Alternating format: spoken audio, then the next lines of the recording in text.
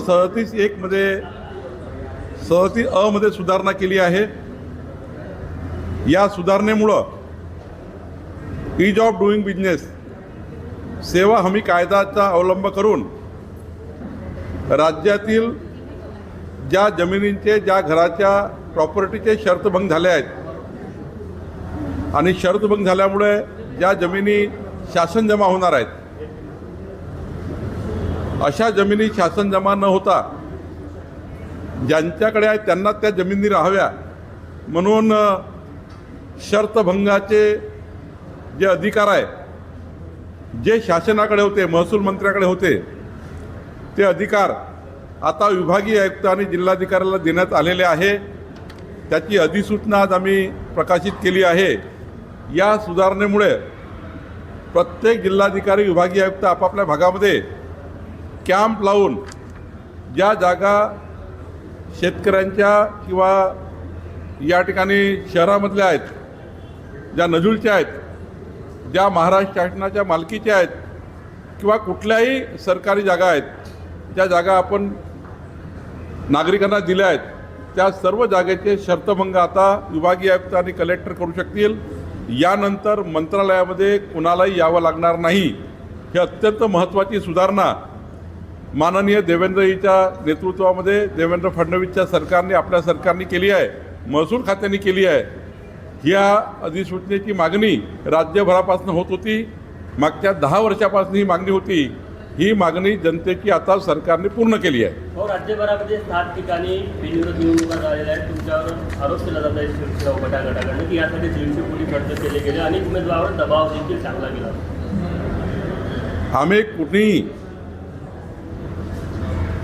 आम्ही कुणीही कधी दबावाचं राजकारण केलं नाही। गुंडागर्दी दबावाचं राजकारण 65 वर्ष काँग्रेस पार्टीने केलं। मधल्या काळात उबाटा आणि त्या ठिकाणी या लोकांनी प्रचंड सरकारचा वापर करून गुंडशाहीच्या माध्यमातून निवडणुका लढल्या। या राज्यामध्ये एक तरी मतदार दाखवा किंवा एक तरी उमेदवार दाखवा ज्याच्यावर आम्ही या ठिकाणी जोर जबरदस्ती केली आहे। काहीतरी आपले लोक आपल्याला सांभाळता येत नाही आणि म्हणून लोकांवर आरोप करायचा। खरं तर मी तर आभार मानेल ज्या ठिकाणी निवडणुका बिनविरोध केल्या गेल्या त्या सर्वांचे, की आज ज्या पद्धतीने क्रायसिस आहे पेट्रोल डिझेलचा, त्या डिझेल पेट्रोलच्या क्रायसिसमध्ये त्यांनी समजदारी घेतली। कारण निवडणूक शेवटी संख्याबळावर आहे। नागपूरची निवडणूकसुद्धा 580 BJP आणि 260 MUA कशी निवडणूक होणार आहे? एकतर्फीच आहे। काय फरक पडला असता अनुकूल केली तर? याने फायदा असा होतो की आपल्याला जे राजकीय नुकसान होतं, पेट्रोल आहे, डिझेल आहे, गाड्या आहे, घोड्या आहे, या सर्व लागत नाही। त्यामुळे निवडणूक ही एकतर्फी झाली पाहिजे, निवडणूक ही बिनविरोध झाली पाहिजे। मी सर्वांनाच अपील केली होती की बिनविरोध करून घ्या, कारण मतदान असलं पाहिजे। ज्या ठिकाणी अटीतटीची फाईट आहे त्या ठिकाणी आमचं म्हणणं नाही आहे, पण एक साईड निवडणूक आहे त्या ठिकाणी मात्र एकतर्फी झाल्या पाहिजे। आणि या ठिकाणी ज्या निवडणुका झाल्या आहेत बिनविरोध त्या ठिकाणी वन साईड मतदान आहे। चंद्रपूरला वन साईड मतदान आहे, यवतमाळला वन साईड मतदान आहे, रायगडला पुणे BJP आणि राष्ट्रवादी एक केली तर 90% आम्ही आहोत। रायगडमध्ये एकनाथजी BJP आणि राष्ट्रवादी एक केले तर 90% मतदान आहे। काय होणार आहे निवडणूक लढून? आणि त्यामुळे मला वाटतं या निवडणुका पारदर्शी झालेल्या आहेत। या निवडणुकीमध्ये जे आमदार निवडून येतील त्यांना मी शुभेच्छा देतो आणि अशीच परंपरा महाराष्ट्राची राहिली पाहिजे। नाशिकमध्ये तोडगा अजून निघालेला नाही, निघेल, निवडणुकीच्या शेवटपर्यंत निघेल, निवडणुकीच्या शेवटपर्यंत निघेल। साहेब हे सांगा, शर्तभंग ब्रीच ऑफ याच्यामध्ये 40 पट हे होता, दंड होता, तो किती कमी करण्यात आला? तो आता वेगवेगळ्या जमिनीकरता वेगवेगळा आहे, त्याचं मोठं स्टेटमेंट आहे। नजूलकरता किती, महाराष्ट्रातल्या जमिनीकरता किती, सिलिंगकरता किती, असं वेगवेगळं आहे। त्यामुळे अत्यंत कमी केलेलं आहे। आता कलेक्टरकडे जाऊनच शर्तभंग रेग्युलाइज होतात, मंत्रालयात याची गरज नाही। अनेक ठिकाणचे तुमचे जे नगरसेवक होते ज्यांना नेण्याची तयारी सुरू होती, त्यांना स्वगृही परत पाठवलं जात आहे, तर तुम्ही निश्चित आहे का सर्व मतदारसंघात? आमचे नगरसेवक फक्त एखादी ट्रिप करावी, जाऊन यावं कुठंतरी तीर्थक्षेत्राला, पर्यटनाला म्हणून गेलेत। काही जाणारे आहेत, त्याचा अर्थ असा नाही आहे की बाबा काही आम्ही त्या ठिकाणी नगरसेवकाला काही बाहेर पाठवा लागत आहे. वाटतं निवडणूक आहे, गेलं पाहिजे, आलं पाहिजे वगैरे, ठीक आहे. वाळू संदर्भातील महत्त्वाचा हे झाला निर्णय. वाळू साठा जो असेल त्याच्यातून आता वाळू द्यावे लागणाऱ्या घरकुलांसाठी हा घराचे दर जे आहे ते कमी होतील ग्रामीण भागामध्ये आणि सरकारी योजनेचा फायदा होईल याचा. मी देवेंद्र फडणवीसजीची सूचनाचं पालन केलं. माननीय मुख्यमंत्र्यांनी मला सांगितलं होतं की वाळूमध्ये लक्ष टाकलं पाहिजे आणि आज एक महत्त्वाचा निर्णय आम्ही केला की एकूण वाळू साठ्याच्या 10% वाळू ही स्थानिक वापराकरता, स्थानिक घरकुलाकरता, ज्या गावात घरं बांधकाम होत आहे खाजगी त्यांच्याकरता ही राखीव ठेवण्यात आली आहे. आणि त्यामुळं राज्यातल्या घरकुलांना आता 5 ब्रास वाळू मोफत मिळणार आहे. खाजगी बांधकामाला 600 रुपये ब्रास देऊन मिळणार आहे. आणि स्थानिक कुठलेही बांधकाम असेल गव्हर्नमेंट त्यांनासुद्धा 600 रुपये ब्रासने रेती मिळणार आहे. सोबतच या महाराष्ट्रामध्ये एम-सॅन्ड क्रेशर लावण्याची पद्धती सुरू झाली आहे. आज जवळपास 12 क्रेशर उभे झालेले आहेत. प्रत्येक जिल्ह्यात 50 क्रेशर उभे करायचे, कारण उद्याच्या 5 वर्षांनी या राज्यामधली नैसर्गिक वाळू बंद होऊन, नदीतली वाळू बंद होऊन एम-सॅन्ड, दगडावरची वाळू, गिट्टीवर तयार केलेली वाळू, त्याचा दर्जा ठरला गेला आहे. याच क्वालिटीची वाळू पाहिजे, त्याचं स्पेसिफिकेशन आहे, त्याचे क्रशर वेगळे आहेत.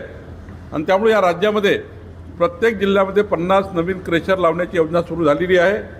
मी आपल्या माध्यमातून व्यावसायिकाला आव्हान करतो, ज्यांना ज्यांना एम-सॅन्ड क्रेशर पाहिजे आहे त्यांनी ओपन, आम्ही आता कलेक्टरला पॉवर दिलेले आहेत, जिल्हाधिकाऱ्याकडे जायचं, एम-सॅन्डचं क्रेशर घ्यायचं आणि एम-सॅन्ड क्रेशर लावायचे, ज्यातनं पुढच्या 5 वर्षांनी नैसर्गिक वाळू बंद होणार आहे. नदीची वाळू हे बंदच होणार आहे. आता एम-सॅन्डवर जावं लागणार आहे, कृत्रिम वाळू तयार करावी लागणार आहे, राखेपासून वाळू तयार होणार आहे, दगडापासून वाळू तयार होणार आहे. आणि त्यामुळे हे होणार आहे. सोबत नागपूरमध्ये आणि एक मोठा निर्णय आम्ही केला आहे, नागपूरच्या जेवढ्या दगडखानी आहेत ज्या बंद पडलेल्या आहेत त्या सर्व दगडखानीमध्ये कोराडी वीज प्रकल्पाची, खापरकडा वीज प्रकल्पाच्या तलावातली राख आम्ही आता उचलतो आहे, तलाव खाली करतो आहे. आणि ही राख आमच्या सर्व पाचगाव असेल, माहूरदरी असेल, ज्या मोठे मोठे खड्डे पडलेले आहे दगडखानीमुळं, ते खड्डे लेवल करतो आहे. आणि त्यावर ती जागा महाराष्ट्र शासनाची होऊन त्या जागेवर मोठं फॉरेस्ट आम्ही डेव्हलप करतो आहे, नर्सरी डेव्हलप करतो आहे, बांबू लागवड करतो आहे आणि ग्रीन बेल्ट तयार करतो आहे. एक मोठा निर्णय आम्ही नागपूरमध्ये घेतलेला आहे, त्याचे आदेश आम्ही आज काढलेले आहेत. अभिनंदन करत होता की ज्यांनी उमेदवारी मागितली, ज्यांनी उमेदवारी मागितली त्यांचे मी आभार मानतो, निवडून आल्याचं अभिनंदन करतो. त्यापासून काँग्रेसने त्या दोन्ही नेत्यांची म्हणजे उमेदवाराची हकालपट्टी केली आहे, अग्रवाल आणि दुसरे. त्यांनी काय अकालपट्टी केली मला माहिती नाही, पण मी आभार मानतो की त्यांनी चांगला निर्णय घेतला. ते काही भारतीय जनता पार्टीच्या कुठल्याच कॉन्टॅक्टमधून, कारण विदर्भाच्या निवडणुका माझ्याकडे आहेत, त्यामुळे त्यांनी कोणाशी अप्रोच केले नाही. उलट त्यांनी चांगली भूमिका घेतली आहे की अशी एकतर्फी निवडणूक असताना 70% मतदान एक साईड असताना 10-30% मतदान त्यांच्याकडे आहे, निवडणूक हारणारच आहे. त्यामुळे 12 दिवस 15 दिवस गाड्या गोळ्या फिरवा, याच्याकडे जा त्याच्याकडे जा, आणि यापेक्षा अनोपत केली बरी. ज्यांची पक्षातून अकालपट्टी होईल ज्या उमेदवारांची, त्यांना तुम्ही जागा द्याल का तुमच्या पक्षात? त्यांना जर आमचे विचार पडले तर त्यांना नक्की यावं, आम्ही त्यांना सोबत घेऊ विचार, आणि यापेक्षा अनोपत केली बरी. ज्यांची पक्षातून अकालपट्टी होईल ज्या उमेदवारांची, त्यांना तुम्ही जागा द्याल का तुमच्या पक्षात? त्यांना आमचे विचार पडले तर त्यांना नक्की यावं, आम्ही त्यांना सोबत घेऊ, विचार पटले पाहिजे एवढंच. मी माननीय काँग्रेसचे नेते नानाभाऊ पटोलेजींना वाढदिवसाच्या शुभेच्छा देतो.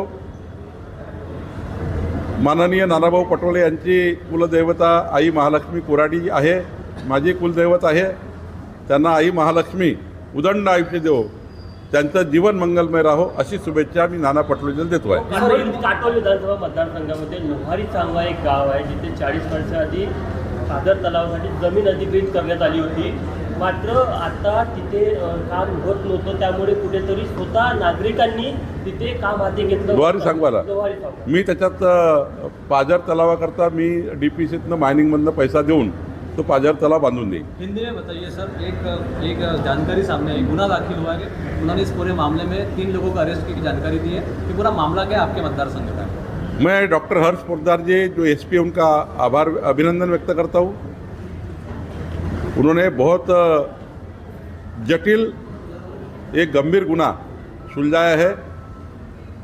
जो महिला अम्मा दरगाह में आई थी दर्शन करने के लिए, उनके साथ एक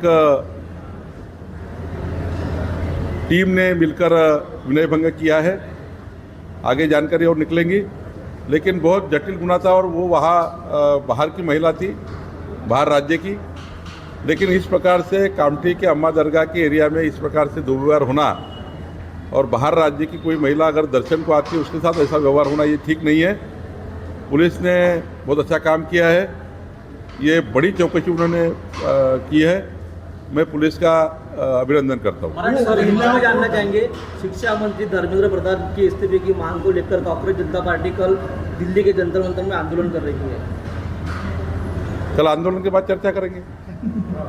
मराठीतच हे सांगा. बोलू द्या ना बोलू द्या इस तरह से इन विरोध जो चुनाव हुए हैं, कांग्रेस का आरोप लगाई है कि बीजेपी ने पैसे देके ये सब चुनाव जीते हैं। मैं आपको बहुत जवाबदारी से कहता हूँ, कोई भी चुनाव में कुछ भी ना दबाव, ना सरकारी तंत्र का दुरुपयोग, कुछ भी कहीं नहीं हुआ है। मैं आभार व्यक्त करता हूँ उन सारे उम्मीदवारों का जिन्होंने उम्मीदवारी वापस ली है पेट्रोल डीजल के क्राइसिस में, और जहाँ पर 70-80% वोट एक साइड है। रायगढ़ में राष्ट्रवादी कांग्रेस बीजेपी सेना 70%, पूना में 90% बीजेपी राष्ट्रवादी कांग्रेस शिवसेना, हमारे यवतमाल में वन साइड है, चंद्रपुर में वन साइड है। जहाँ जहाँ बिनविरोध चुनाव हुआ वहाँ बीजेपी और अलायंस करके 70-80% वोट है। क्या करके लड़के फायदा है? क्या होगा? उनके वोट बोलेंगे, हमारे वोट बोलेंगे, फायदा क्या होगा चुनाव का? इसलिए उन्होंने अच्छा काम किया है। चुनाव ये हुआ, मैंने सारे 17 सीटें इसी प्रकार से बिनविरोध होना चाहिए अपील की थी। कुछ लोगों ने अपील मानने की, कुछ लोगों ने नहीं की। तो मुझे लगता है कि अच्छा लोकशाही में अच्छा ये एक उदाहरण है। मुझे लगता है ऐसा ही होना चाहिए।